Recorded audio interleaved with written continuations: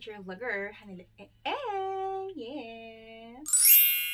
It's been a long time since I do this kind of vlog, and as you can see on the title of my video, I will color my hair red for today. Before I start this video, I just want to thank Technicolor MNL for sending me 1,000 pesos worth of hair products kasi nanalo ako dun sa kanilang paraffle game. And believe it or not, nanalo din po ako ng 3,000 pesos. So, sobrang happy ko kasi, alam niyo yun, sobrang heaven para sa mga mahilig magpaganda ng hair, yung manalo ka ng 1,000 pesos na hair product. They sent me a DM on Instagram telling me that I can choose whatever products yung gusto kong ipadala nila sa akin.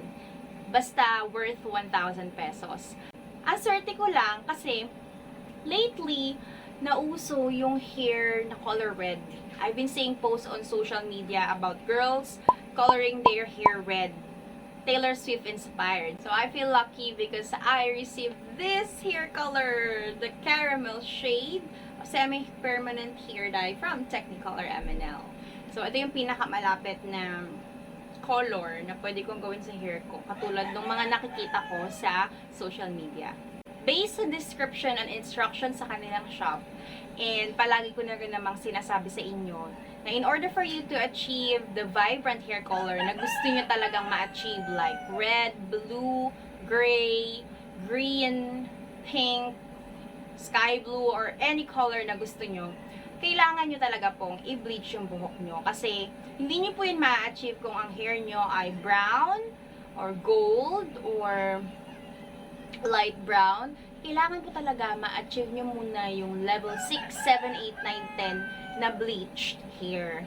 If you want to know what kinds of bleaching products po yung ginagamit ko sa hair ko, ilalagay ko na lang po yung link ng video na yon dito sa aking description box kasi nakagawa na po ako ng vlog about don. So as you can see dito sa hair ko mga tao, mayroon na siyang hair roots na black-black na ganyan. Tumubo na siya. Kaya lang, ayokong mag-bleach ngayon kasi gusto ko yung makita kung ano magiging effect ng hair dye nila kung ang buhok mo ay black at saka brown. Kasi may brown na rin ako dyan na hair. Ayan, mga nag-fade na bleached hair. Pero, majority ng hair ko ngayon ay level 7 or 8 na. Or 9.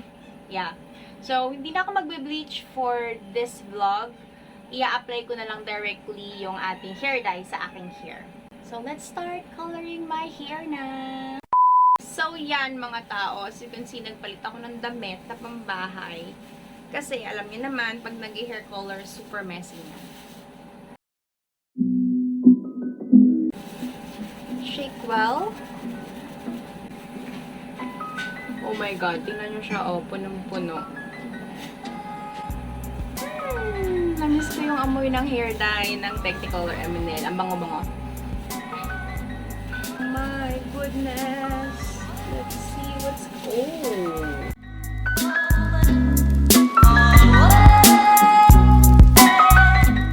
So, ready nang banlawan yung hair ko dahil naka 1 hour na siyang nakababad. And gagamitan ko siya nitong aking keratin. Para talaga siya sa buhok after ma-bleach. Pero gusto ko na siyang itry ngayon sa buhok ko dahil hair treatment naman siya at nagkulay naman ako ng buhok.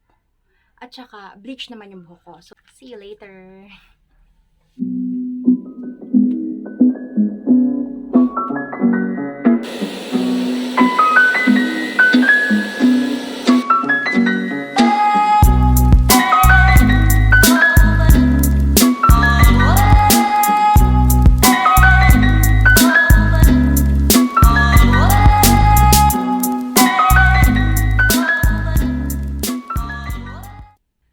So this is the result of my hair after coloring it with Technicolor MNL semi-permanent hair dye in the shade of caramel.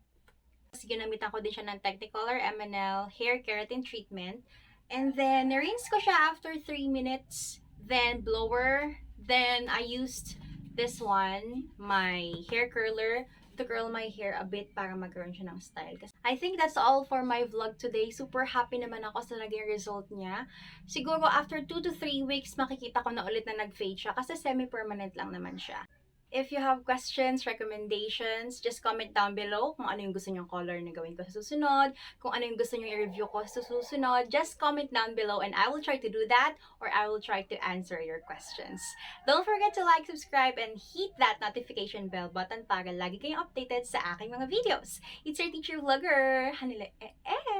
See you on my next vlog. Bye!